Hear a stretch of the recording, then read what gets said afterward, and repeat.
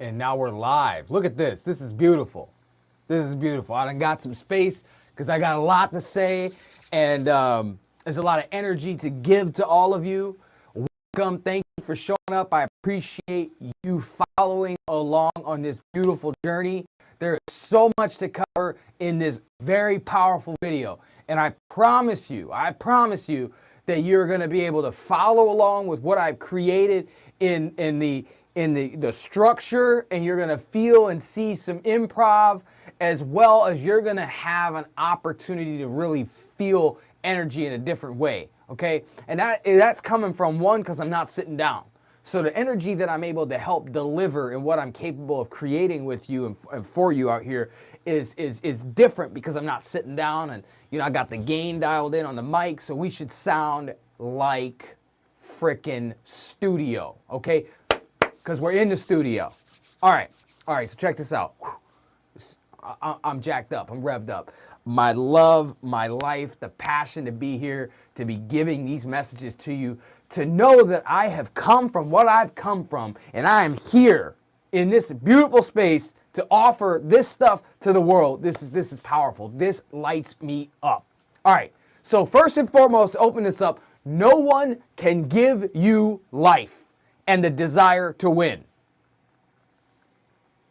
Let this sink in. No one can give you life and the desire to win. This is an absolute game changer. Think about this, okay? No one can give you life and the desire to win. You want to take this in and understand the significance of this, okay?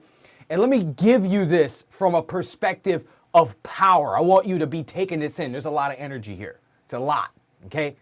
No one can give you life and the desire to win. It's repetitive. I want this to be this narrative inside of your head, because I want you to acknowledge it with yourself, and I want you to acknowledge it outside of yourself.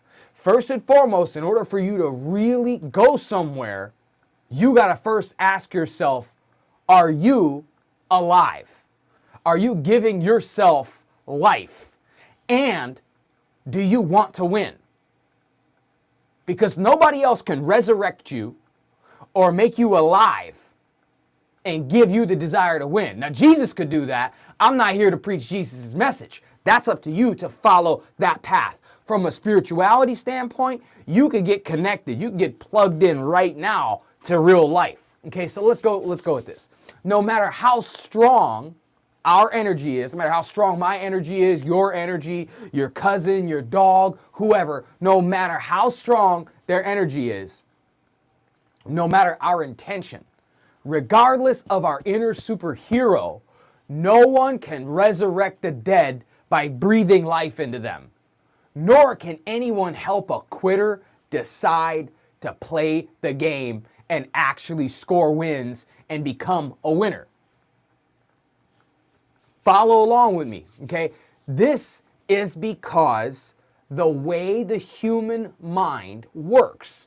The human chooses what they are going to go towards and what they are going to run away from, okay? Like, if that is happening, nobody could step in.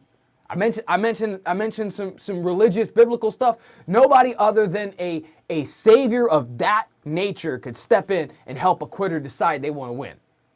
You help a quitter decide they're actually going to play the game first, okay? So this is why I want you to understand it's really imperative to be very mindful of the people you associate with, the people you allow in your energy space. Remember when I told you I got more space right now? My energy is doing something different. The space in which our energy exists is what we have within control. Like if we got somebody around us, whoa, why are you in my space? You don't vibe here. Get them out. Okay.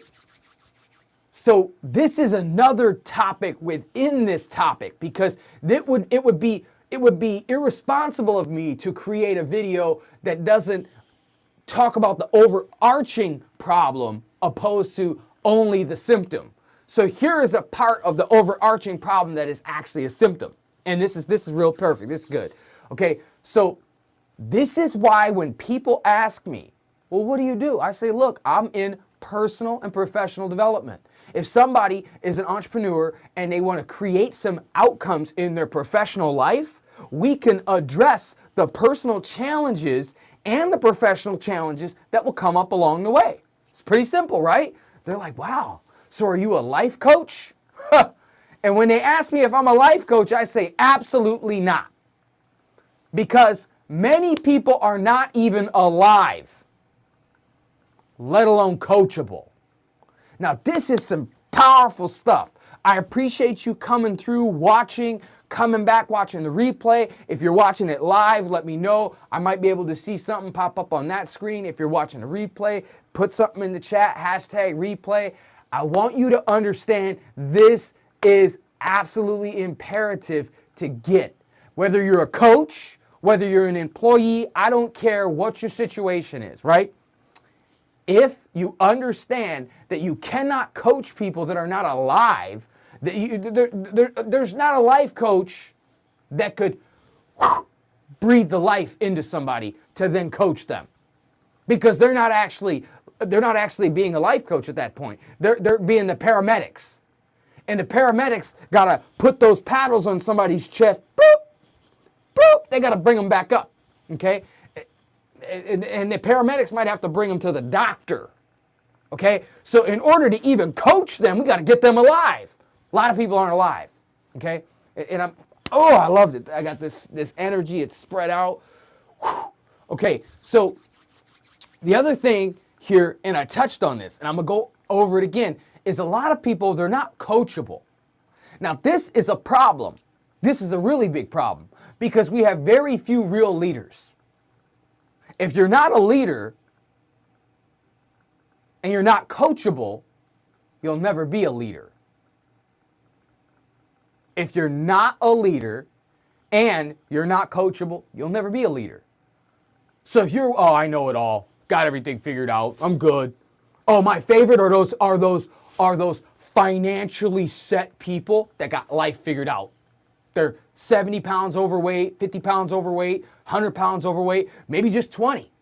But I've made wealth, everything's figured out, don't have any problems. But on the inside, they're not talking to you about what's going on at the house with their wife, with their kids, with the people at their job, with the interpersonal communication skills that they're lacking that are preventing them from creating massive impact on their life and the lives around them. So when we come to this important factor of being coachable, this is the other part. When it comes to being coachable, people have to truly want to fucking win. People have to truly want to win. If they're in the game and they're like, yeah, I want to win, they're coachable.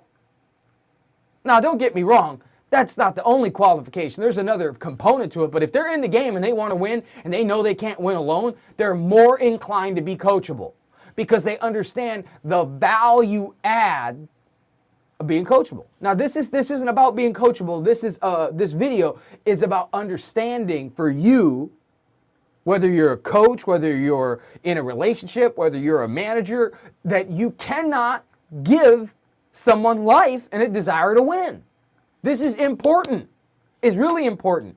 And the reason why is because they're dead. You have to resurrect them, and then you have to coach them. They need to become alive first, and that's not going to happen. They got to choose that. They got to come to their own life experience where they wake up like, holy shit, I'm 75 pounds overweight. I got to do something about this. And they start running in the middle of winter. You know, okay, so let me dial it down a little bit, because this is, and you know what, this is for somebody that needs this. There's a lot of people going to listen to it. You might have to turn the volume down. That's okay. My message is still going to be powerful for you. There's a lot of people that are going to need to listen to this on full volume, okay? Because all that energy is going to blow out some of that stuff that you've been holding on to, okay? So then let's move this through, right? There are a lot of people that are not playing the real game.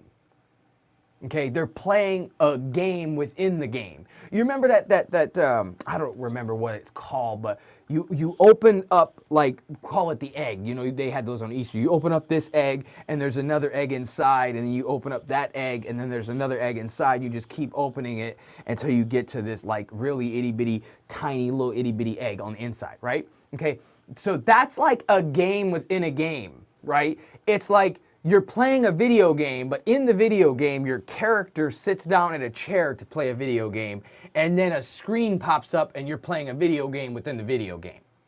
You don't have to be following along. You know what I'm talking about. At this point, we're deep into your unconscious mind, okay? We're deep in there, and it's okay. These are some good messages, I promise you. So the important part here is this. If somebody is stuck in a game within the game, they won't even see anything other than that game. They're stuck. It's like the employee who keeps going to new employers looking for the best job of their life. They need to be resurrected. They probably need Jesus. They probably need to go to church, but they're just going around job to job. I've been there. I've done it. I was looking for some leadership. I was looking for somebody to actually help me, to take my talent, to take my energy, and help me cultivate it, because I was coachable. Leaders need other leaders to coach them. And I'm shaking my head while I'm saying something, because you don't find very many real leaders. See, a leader isn't worried about being outdone. A leader isn't worried about somebody taking their shine. A leader isn't worried about somebody being better than them. Leaders don't even think like that. Actually, a leader's thinking like, shit, you better take my shine. You better become better than me. If I was leading you on doing something and you're not out here outdoing me and something else, showing people like, whoa, you work with him and he helped you do that? Yeah. You know, this might even be old school thinking or so forward thinking that I might not have you right now, but it's okay. It's okay. So this is where I come back to, are they playing a game within the game and they're stuck there? Okay, because it comes back to, if they're stuck bouncing from one job to another, to another, to another, or they're stagnant. They've been at one job for like 10 years. Like, oh, I love that company. They done everything for me. They probably quit. Probably quit 7 years ago. 3 years into the game, they just basically made their funeral arrangements. Now, they didn't do it on a keyboard and typewriter. They probably, you know, got a post-it note and some mail and a stamp, and just basically just got their affairs in order and just went to die. Okay, so why am I telling you all this? Because there's nothing that you could do. There's nothing you could do to help them. They quit and nothing will help them. Now, I'm saying this to you with the intention of saving you time, energy, money, life, pain, sadness, grief, anger, guilt, fear, all of these things. This is very important, because until they choose to show up and play the real game, not just the gotta have a job so I can make some money so I could support myself game. Hey, listen, you gotta make money, I get it. But if you quit at the job that you're at and you quit at life, but you still show up in that chair and do that job, you killed everybody around you with that behavior. Okay, so this is where I really want you to be aware of these quitters. Okay, I want you to be aware of them. I want you to be so aware of them, it's like you've got brand new shoes on. And these are the people that didn't clean up after their dog. Okay, and I'm not perfect. I don't always clean up after my dog. Sometimes, you know, I don't see it. But for the case in point of the analogy, you got some brand new white shoes on. And you see these quitters and these very dead people around you. Run. Avoid that problem like a dog is all over the lawn and not been cleaned up after, okay? Your shoe's gonna get it, okay? And this is why I want to share with you, though, that the energy of the quitters will roll around with you and it will stick to more than your shoes, just like dog okay? You can see a quitter. You could see a quitter in their body language. Okay?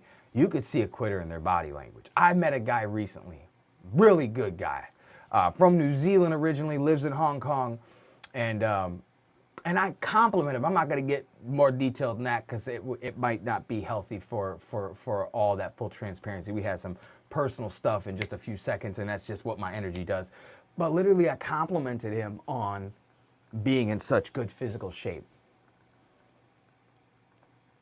And he didn't understand. I said, well, look, you know, the nature and the magnitude of that type of energy that you're married to is a force of energy that if a strong, healthy man doesn't take in the right way, it will break him. And you'll see it in his body language and his posture and everything. And first and foremost, their shoulders will be slumped in. Their body will just look like they gave up on life. And this isn't just, you know, this isn't to just ridicule people. This isn't to judge them. This is to actually understand what the symptoms look like when you see these quitters. Because like a doctor gets you into his office, puts you in his chair, and looks in your ear, and taps you on the knee, and checks the reflexes, and starts to feel around. Oh, how does that feel? Okay. Well, what he's doing is he's looking to make sure you're in good physical shape, so he can write you off on this physical. So when you are evaluating people around you, you want to be sure that you're hanging out with high quality people. And I'm not talking about the brand names of clothes they wear and their zip code. I'm talking about high quality people that you could be open with, that you could be vulnerable with, that you can express yourself with, that listen to you, that you listen to them, that you could leave your wallet with them. I mean, all the above. This isn't a bank account status. This is a alignment, integrity, different aspects of their essence, their being kind of status. Okay, this is some energetic stuff. So this is the part where when you can see quitter in someone's body language, you could also hear it in their voice tone. Their voice tone will sound like a quitter. They may be very, very aggressive.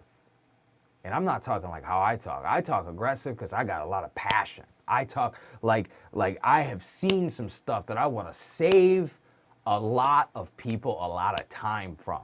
But I'm talking about the kind of person that, like, I remember I heard a guy, I was over here at the coffee shop, I was talking to him, and I could tell he was in between quitting and in between wanting to win, and it was kind of a sweet spot. If I could catch him, you know, just before he actually quit, I might be able to help him. But when I told him, you know, I was like, so, you know, I'm a coach, I'm a trainer, and he's like, oh, you actually have your own business, you have your own company. And I was like, bro, you talk to people in that condescending voice tone all the time, and you say condescending things? He's like, oh, I didn't know I was being condescending. It's like, okay, that's how much you lack self-awareness, but you don't qualify. So he had already tipped the scales. So I'm saying this stuff because that's language patterns. You could hear in someone's voice tone where they are. Their language patterns, though, say something totally different. Totally different. And so it's really, really interesting. We'll dig into this stuff deeper. I want this to really hit home. This long format is about to wrap up. I don't want to be at the 27-minute mark. Don't want to be at the 30. So I want you to be really comfortable calling quitters out. Now, trust me, I'm not over here. Hang on, did I miss something? Wait, where am I at? Boom. Nope, we didn't. We're right in queue. And no, I don't have a teleprompter. I just have Word over here, making sure I'm on point because I got some knowledge to give you today. Okay, so I want you to get comfortable calling quitters out, because The more comfortable you get calling them out is actually you affirming yourself that you deserve better. I'm not saying, hey, be derogatory to people. I'm saying when somebody comes into your space and they bring that quitter energy and they bring their quitter voice tone and they bring their quitter words, whoa, bro, all that quitting, we don't do that here. We don't do that here. You don't qualify to stick around. It's a mindset thing. I recently was in a session working on some personal training stuff because of some injuries that I'm working on healing. And one of the components to the language was, well, it's never gonna like get better. It'll always be there. But what we could do is we could just strengthen. Oh, pump the brakes. Whoa, whoa, whoa. You're not talking to my unconscious mind like that. No.